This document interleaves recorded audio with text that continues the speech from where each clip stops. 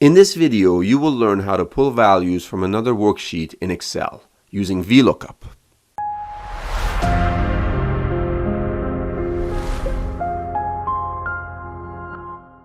So here's how to pull values from another worksheet in Excel, in this case using vlookup. I have a table containing a list of states and each state's governor.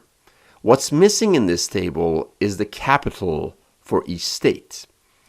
And I want to pull in the capital from another worksheet within this workbook, in this case sheet number 2, which contains a list of all states and each state's respective capital.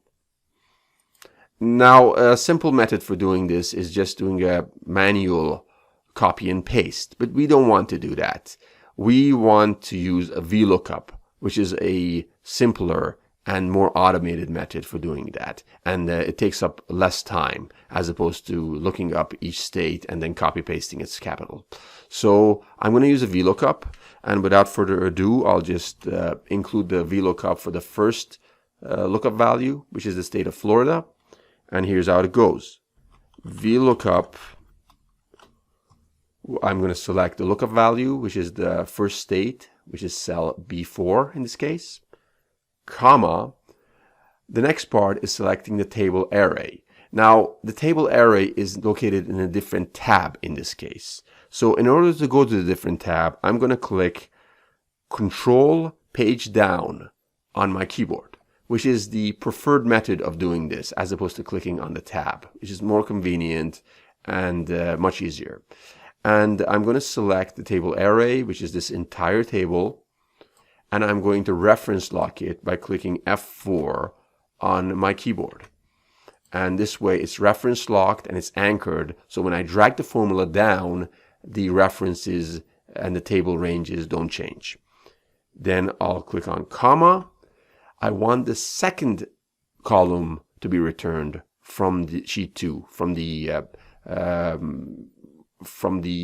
table array rather.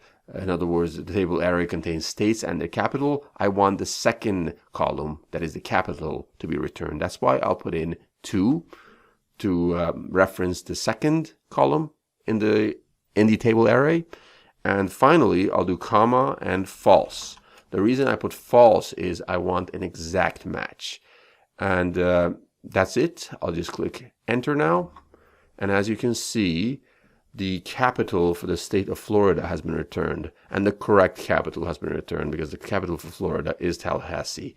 And we can confirm it from this list, obviously. If we go over here and we look for Florida, we can see that the correct capital has been returned. So this formula is obviously returning the correct value, which is a good thing.